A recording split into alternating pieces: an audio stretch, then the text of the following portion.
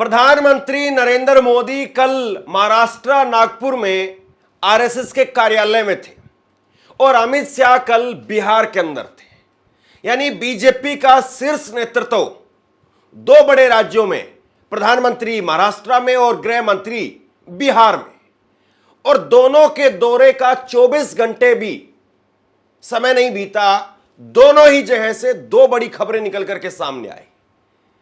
जहां पर एक तरफ नरेंद्र मोदी आरएसएस के कार्यालय में गए, हेडक्वार्टर में गए, और वहीं से एक बड़ा जबरदस्त बयान निकल करके सामने आया है। आरएसएस के नंबर 2 भैयाजी जोशी, उनकी तरफ से एक जोरदार बयान दिया गया है जो मोदी शाह की राजनीति पर जबरदस्त हमला बोलता है। जरा समझिए कि इसके मायने क्या होंगे। और दूसरी खबर, जहां पर अमित शाह के सामने नीतीश कुमार ने कह दिया कि अब की बार इधर नहीं जाएंगे, उधर नहीं जाएंगे, और वहीं पर जीतन राम मांझी ने खुल करके बयान दिया है और 2 बार उसको दोहराने का काम किया। इधर आरएसएस के भैयाजी जोशी, उन्होंने भी अपने बयान को 2 बार दोहराया, और उधर जीतन राम मांझी, उन्होंने भी 2 बार दोहराया।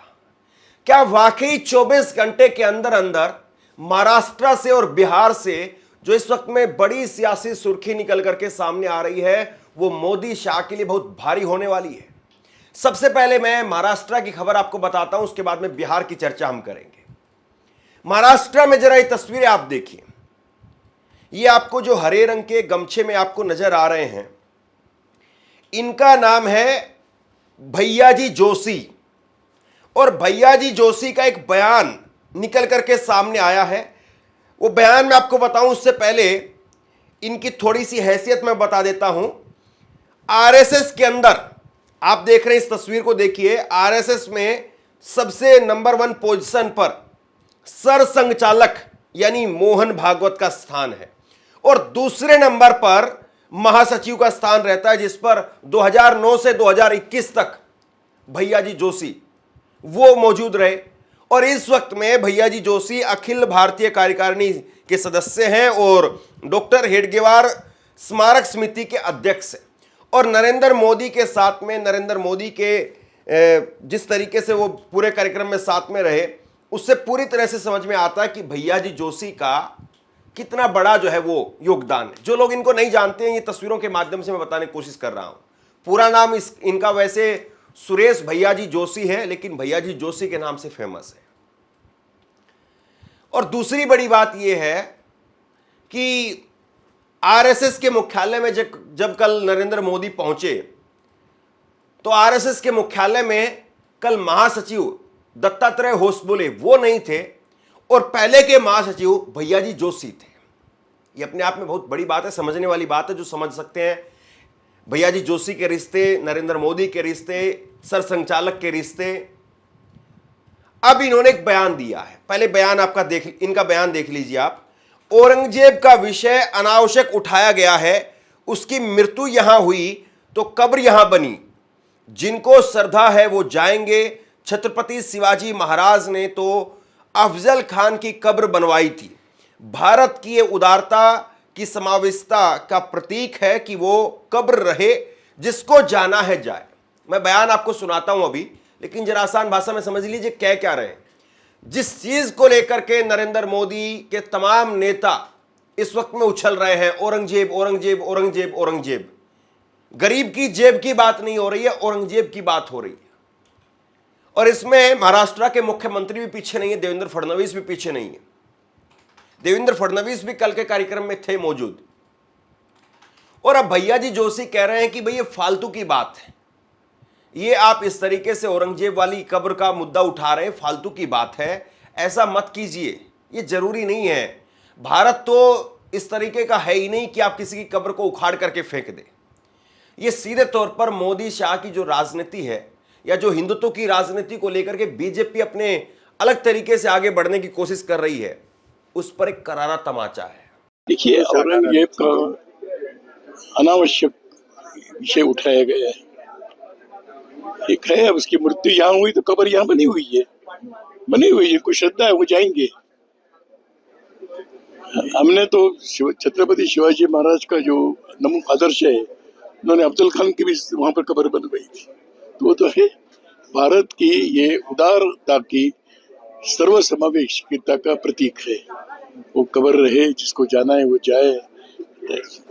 अब कल ही मैंने आपको डिटेल में बताया था कि कैसे मोहन भागवत नरेंद्र मोदी की हिंदुत्व वाली राजनीति पर जबरदस्त चोट कर रहे हैं। उनकी जो 56 इंच की छाती वाली छवि बनी उस पर जबरदस्त चोट कर रहे हैं। कभी वो मणिपुर की बात करते हैं, मोदी को आईना दिखाते हैं, कभी वो कहते हैं कि हिंदू मुसलमान का मुद्दा बेवजह उठाया जा रहा है। कुछ नेता अपने आप को हिंदुत्व का ठेकेदार समझते हैं, कुछ नेताओं को लगता है कि हम हिंदुत्व का मुद्दा उठा करके बड़े नेता बन जाएंगे। इस प्रकार के बयान देना वो कहीं ना कहीं मोदी की राजनीति पर सीधा सीधा एक हमला था। और अब जैसे ही नरेंद्र मोदी नागपुर से निकल करके गए, उसके बाद में भैया जोशी का यह बयान निकल करके सामने आना, यानी सीधे तौर पर नरेंद्र मोदी और उनकी जो राजनीति है उस पर एक करारा हमला है। अब सोचिए कि अगर मीडिया के सामने इस तरीके से बयान दिए जा रहे हैं तो फिर कैसे जो है पर्दे के पीछे क्या क्या नरेंद्र मोदी को कहा गया होगा। भैया जी जोशी ने ऐसा नहीं कि एक ही बार ये बयान दिया, इसके बाद दोबारा से यही बात उन्होंने एएनआई से अलग से जाकर के कही। एएनआई का ट्वीट आप देखिए, एएनआई ने ट्वीट किया भैया जी जोशी का ये बयान, और इसमें एएनआई की तरफ से लिखा गया है, औरंगजेब की कब्र के मुद्दे पर आरएसएस नेता सुरेश भैया जी जोशी ने कहा कि जो लोग उनमें यानी औरंगजेब में आस्था रखते हैं वे वहां उनकी कब्र पर जाते हैं। मुझे नहीं पता कि कौन उनमें आस्था रखता है। हमारी परंपरा में मृत्यु के बाद में व्यक्ति के बारे में ज्यादा चिंता नहीं करते हैं। यानी यहां पर भी वो साफ तौर पर कह रहे हैं कि भाई ये फालतू की बात है, जब कोई आदमी मर गया तो बेवजह अब उस पर बात नहीं करनी चाहिए। कुल मिलाकर के उन्होंने इस बात को कहा है। तो ये सीधे तौर पर मोदी की राजनीति पर हमला नहीं तो और क्या है। अब चलिए सीधा महाराष्ट्र से बिहार में।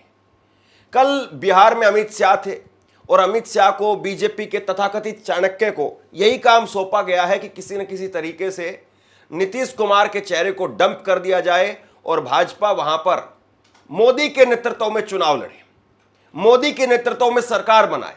और कल ही मैंने आपको बयान दिखाया था जिसमें अमित शाह खुल करके कह रहे थे कि भारत सरकार को काम करने का मौका दीजिए।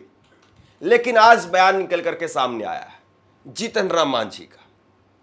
जीतन राम मांझी का बयान निकल करके सामने आया और करीब 1.5 मिनट का बयान है। मैं 2 हिस्से में यह बयान आपको सुनाता हूं। जीतन राम मांझी वो एक तरफ नरेंद्र मोदी को भी मक्खन लगा रहे हैं और दूसरी तरफ बड़ी शालीनता के साथ में और बड़ी ही मंझी हुई राजनीति के साथ में उन्होंने कह दिया कि अब नीतीश कुमार के नेतृत्व में ही दोबारा से सरकार बननी चाहिए। नीतीश कुमार ने 20 साल में बहुत कुछ किया है, उन्हीं के नेतृत्व में हमें फिर से सरकार बनानी चाहिए, मुख्यमंत्री का चेहरा वही होने चाहिए। घर पर वापस आ जाता है तो उसको भूला नहीं कहा जाता है। तो वैसी परिस्थिति में नीतीश कुमार अपनी गलती को स्वीकारते हुए ठीक जगह पर आए हैं। नरेंद्र मोदी के नेतृत्व में गठबंधन चल रहा है एनडीए का, और आज वो राष्ट्रीय नेता नहीं है नरेंद्र मोदी, वो विश्व का नेता है। सभी लोग आज कोई भी डिसीजन होता है तो नरेंद्र मोदी की ओर निहारते हैं। वैसे नेता के सानिध्य में रह करके आगे काम करना चाहते हैं नीतीश कुमार, तो वो बड़प्पन है और बिहार के लिए सौभाग्य की बात है, क्योंकि बिहार में 20 वर्ष रह करके उन्होंने जो विकास का काम किया, चाहे बालिकाओं का मामला हो, विद्यार्थियों का मामला हो, किसान का मामला हो, सड़क का मामला हो, बिजली का मामला हो, हर क्षेत्र में उन्होंने विकास किया। और इस तरह से हम लोग आशा रखे हैं कि इस बार भी 2025 में उन्हीं के नेतृत्व में चुनाव लड़ेंगे और उन्हीं को मुख्यमंत्री बनावेंगे। तो ये हमारे लिए और बिहार के लिए गौरव की बात होगी। जीतन राम मांझी ने इस बात को कहा। इसके बाद में पत्रकारों ने फिर से घुमा करके पूछा कि बिहार सरकार में मंत्री संतोष सुमन वो कह रहे हैं कि नीतीश कुमार को चेहरा बनाया जाना चाहिए, नीतीश कुमार को मुख्यमंत्री का चेहरा घोषित किया जाना चाहिए। और इसके बाद में संतोष सुमन का नाम लेकर के फिर से जो है वो जीतन राम मांझी ने कहा कि हम भी तो वही बात कह रहे हैं जो सुमन कह रहा है, केवल शब्दों के हेरफेर है, बाकी मैं भी वही कह रहा हूं कि मेरी पसंद नहीं है, ये एनडीए की पसंद है, ये एनडीए की बात है, ये एनडीए की मांग है कि नीतीश कुमार उनको मुख्यमंत्री का चेहरा बनाया जाए। जरा पहले ये बयान का हिस्सा सुनिए आप, और संतोष सुमन है कौन वो मैं आपको बताता हूं। बिहार के मंत्री संतोष कुमार सुमन कहते हैं कि सीएम नीतीश कुमार सरकार का चेहरा है और एनडीए के शीर्ष नेताओं में भी कहा है हम उनके नेतृत्व में चुनाव लड़ेंगे। अभी हमने क्या कहा, हमने भी तो यही कह दिया, सिर्फ वर्ड का फर्क हुआ। जो सुमन ने कहा है उसी बात को तो मैं भी कहता हूँ कि एनडीए का डिसीजन है, ये न जीतन मांझी का डिसीजन है, न सुमन का डिसीजन है, न किसी व्यक्ति का डिसीजन है। एनडीए का डिसीजन है। 2025 का चेहरा नीतीश कुमार रहेंगे और चुनाव उन्हीं के नेतृत्व में लड़ा जाएगा। जीतन राम मांझी जिस संतोष कुमार सुमन का नाम ले रहे थे यहां पर, दरअसल वो उनके बेटे हैं। जीतन राम मांझी के बेटे हैं संतोष सुमन, और उन्हीं का नाम लेकर के जीतन राम मांझी ने यहां पर बात को रखा है। यानी दोनों पिता पुत्र वो चाहते हैं कि नीतीश कुमार को चेहरा बनाया जाए। अब एक वक्त ऐसा था जब नीतीश कुमार जीतन राम मांझी को कोसते थे। उससे पहले एक वक्त ऐसा था जब नीतीश कुमार ने जीतन राम मांझी को मुख्यमंत्री बनाया था, लेकिन फिर जबरिया उनको हटा भी दिया। फिर उसके बाद में उनको अनाप शनाप बातें कही गई। फिर उसके बाद में जीतन राम मांझी के बयान खूब सारे निकल करके सामने आए कि भाई नीतीश कुमार से पहले हम नेता बने थे, हम विधायक बने थे, नीतीश कुमार तो हमारे बाद में आए। लेकिन अब फिर सुर बदल गए हैं। इसका मतलब क्या है? जरा एक कल की तस्वीर आप देखिए, जब अमित शाह के साथ में खड़े होकर के भाजपा के तमाम नेता और सहयोगी दलों के नेता फोटो खिंचवा रहे थे। ये उस वक्त की कल की तस्वीर आप देखिए। इस तस्वीर में आपको नीतीश कुमार नजर आ रहे हैं, अमित शाह नजर आ रहे हैं, चिराग पासवान नजर आ रहे हैं, जीतन राम मांझी नजर आ रहे हैं, उपेंद्र कुशवाहा हैं और उनके साथ में जेडीयू के अध्यक्ष हैं। तब जाकर के भाजपा का कोई एक नेता दिखाई देता है। और दूसरी तरफ भी सम्राट चौधरी बहुत चौथे नंबर पर जो खड़े हुए हैं।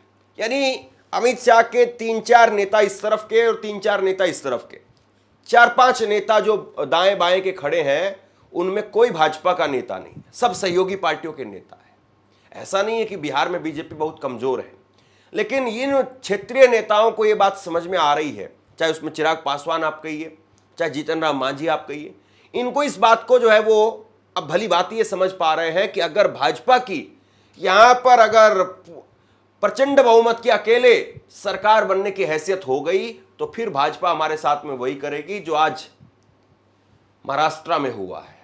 महाराष्ट्र में जो मुख्यमंत्री थे उनको डिप्टी सीएम बना दिया। कल को हमारे साथ में भी वही होगा। और हमारी अगर पूछ नहीं रहेगी, अगर हमारी बैसाखियों के बगैर ही सरकार बन गई तो फिर हमारे मंत्रालय मिलेंगे नहीं मिलेंगे, या केंद्र में जो मंत्रालय मिले हुए हैं वो बचेंगे या नहीं बचेंगे, कुछ कहा नहीं जा सकता है। और इसीलिए चाहे चिराग पासवान हो, चाहे जीतन राम मांझी हो, ये खुल करके बोलने लगे हैं।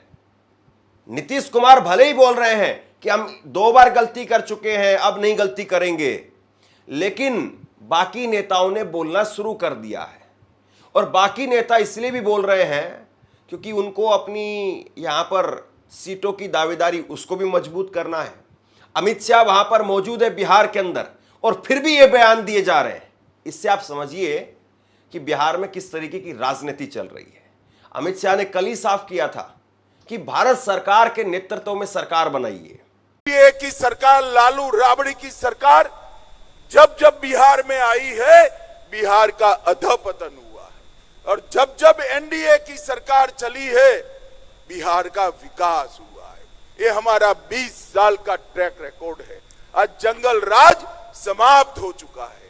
बिहार के लोगों को इस कार्यक्रम के माध्यम से मैं अपील करना चाहता हूं कि 2025 के चुनाव में मोदी जी और नीतीश जी के नेतृत्व में बिहार में फिर से एक बार एनडीए का सरकार बनाइए और भारत सरकार को मौका दीजिए बिहार का विकास करने का। अब एक तरफ अमित शाह ये सारी बातें कह रहे थे और दूसरी तरफ अमित शाह के बिहार में रहते रहते अगर ताल ठोकी जा रही नीतीश कुमार के नाम की, तो इसका मतलब क्या है? और क्या वाकई नीतीश कुमार, क्या वो खुद से बहुत बड़ी चाल चल रहे हैं? नीतीश कुमार एक तरफ कहते हैं कि हम 2 बार गलती कर चुके, इधर नहीं जाएंगे उधर नहीं जाएंगे, मतलब एक तरीके से पूरा सरेंडर के मूड में है नीतीश कुमार। और दूसरी तरफ क्या नीतीश कुमार ही भाजपा के अलावा बाकी जितने भी क्षेत्रीय दल हैं उनको अपने साथ में लेकर के चल रहे हैं कि देखो अगर भाजपा अकेले एक छत्र आ गई तो फिर खत्म कर देगी। और जेपी नड्डा की उस बात को आप कैसे भूल सकते हैं जब जेपी नड्डा ने कहा था कि हम चाहते हैं कि सारी क्षेत्रीय पार्टियां खत्म हो जाए, राष्ट्रीय पार्टियां रहें, कुछ इसी तरीके का लबोलबाब वाला बयान जो है वो जेपी नड्डा का निकल करके सामने आया था। तो बिहार में भला राजनीति क्या इतनी आसान होगी भाजपा के लिए? बिहार में कैसे नाको चने ये सहयोगी दल चबवाएंगे भाजपा को, या भाजपा उस हैसियत में इनको छोड़ेगी ही नहीं कि इनकी जरूरत भी पड़े, या इनके अंदर वो कलेश मचेगा, वो तूफान उठेगा कि ये अपने ही घर में अपने ही जाल में उलझ करके रह जाएंगे और दूसरी तरफ तेजस्वी वो बाजी मार ले जाएंगे। बहुत कुछ कहता है महाराष्ट्र से लेकर के और बिहार तक का अगर घटनाक्रम अगर आप समझें, मोदी और शाह की जो पकड़ थी उस पकड़ को कैसे आज चकनाचूर किया जा रहा है, उसमें चाहे आरएसएस के नेता हों चाहे सहयोगी दलों के नेता हों। वरना आप सोचिए कि 2024 के चुनाव से पहले और जब खास तौर पर 400 पार की बात कही जा रही थी तो मोदी जी ने नीतीश कुमार को बीजेपी का चुनाव चिन्ह यानी झुंझुना दे करके खड़ा कर दिया था कि इसको हिलाते रहो आप। और आज जीतन राम मांझी जैसे नेता वो कह रहे हैं, जबकि अमित शाह बिहार में मौजूद है, कि नीतीश कुमार को मुख्यमंत्री का चेहरा घोषित किया जाए। अब देखिए कौन कब किस पर किस तरीके से भारी पड़ता है और कैसे कैसे रंग कौन कौन बदलता है। आप क्या सोचते हैं नीचे कमेंट बॉक्स में लिख करके जरूर बताइए। इस वीडियो को शेयर कीजिए और इसी तरह की तमाम खबरों के लिए ऑनलाइन न्यूज़ इंडिया को सब्सक्राइब कीजिए। आपका बहुत बहुत धन्यवाद।